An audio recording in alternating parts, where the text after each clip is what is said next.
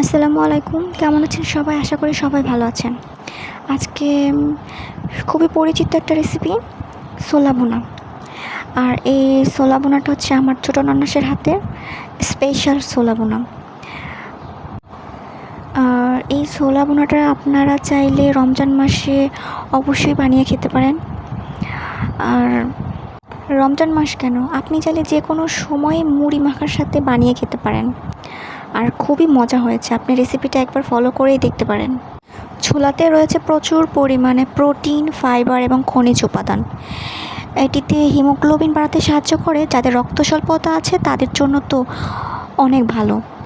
এমনকি ত্বক ও চুলের জন্য খুবই উপকারী। তাই আপনি কেন খাবেন না ছোলা? অবশ্যই প্রতিনিয়ত প্রত্যেকটা মানুষের এক মুঠ করে হলেও ছোলা খাওয়া উচিত।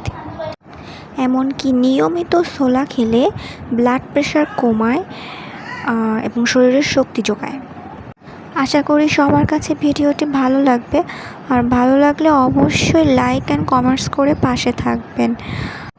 আমাকে যারা সাপোর্ট করবে আমি অবশ্যই তাদেরকে সাপোর্ট করব ইনশাল্লাহ।